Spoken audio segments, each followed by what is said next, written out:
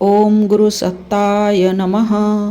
गायत्री महाविज्ञान तृतीय भाग। लेखक परम पूज्य गुरुदेव वेदमूर्ति तपोनिष्ठ पंडित श्री राम शर्मा आचार्य।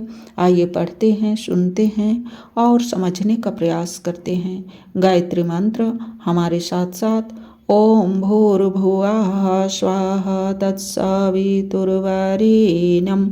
भर्गो देवस्य धीमहि धियो यो नः प्रचोदयात्। पाद हस्तासन।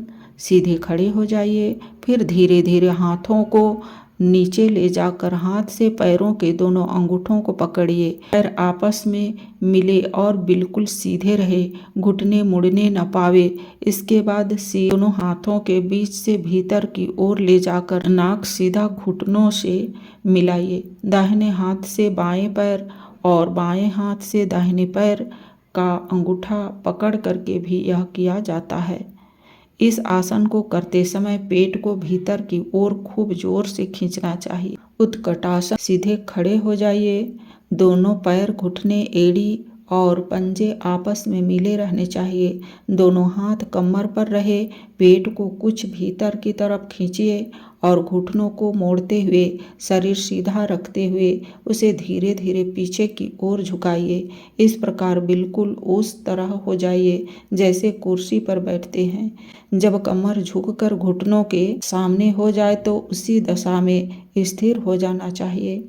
इसका अभ्यास हो जाने पर एड़ियों को भी जमीन से उठा दीजिए और केवल पंजों के बल स्थिर होइए। उसका भी अभ्यास हो जाए तो घुटनों को खोलिए और उन्हें काफी फैला दीजिए। ध्यान रहे घुटनों को इस प्रकार रखिए कि दोनों हाथों की उंगलियां घुटनों के बाहर जमीन को छूती रहे। पश्चिमोत्तानासन।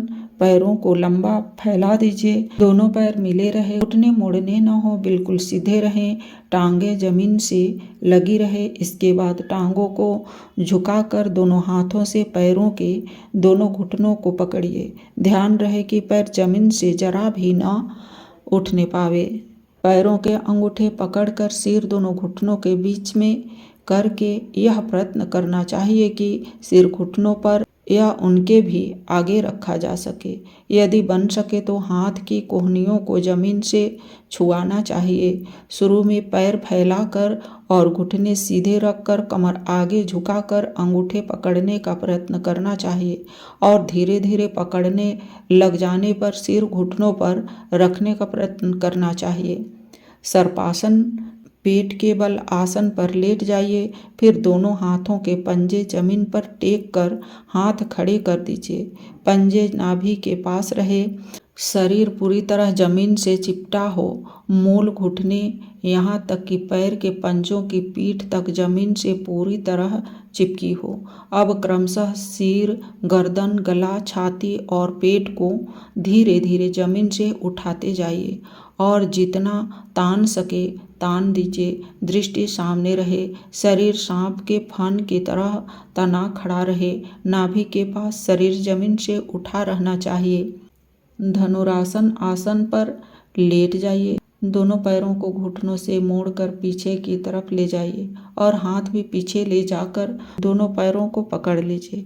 अब धीरे धीरे सिर और छाती को ऊपर उठाएं। साथ ही हाथों को भी ऊपर की ओर खींचते हुए पैरों को ऊपर की ओर तानिए।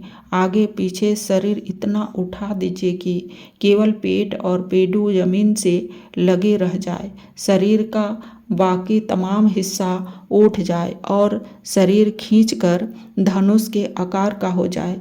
पैर, सिर और छाती के तनाव में टेढ़ापन आ जाए। दृष्टि सामने रहे और सीना निकलता हुआ मालूम हो। मयूरासन। घुटनों के सहारे आसन पर बैठ जाइए और फिर दोनों हाथ जमीन पर साधारण अंतर से ऐसे रखिए कि पंजे पीछे भीतर की ओर रहे।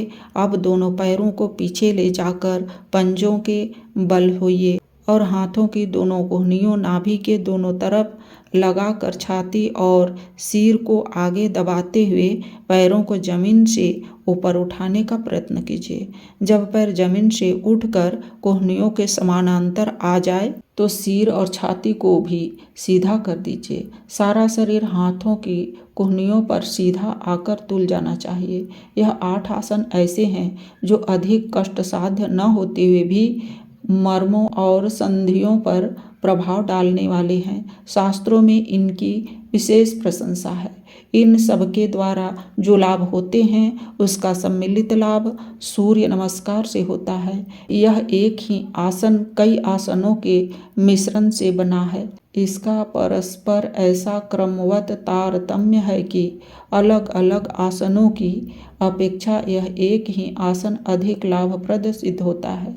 हम गायत्री साधकों को बहुधा सूर्य नमस्कार करने की ही सलाह देते हैं। हमारे अनुभव में सूर्य नमस्कार के लाभ अधिक महत्वपूर्ण रहे हैं, किंतु जो कर सकते हों वे उपरोक्त 8 आसनों को भी करें, बड़े लाभदायक हैं। आज के वीडियो में इतना ही। अगले वीडियो में सूर्य नमस्कार की विधि के बारे में पढ़ेंगे और समझेंगे। लाइक, सब्सक्राइब और शेयर करें। धन्यवाद। ओम शांति।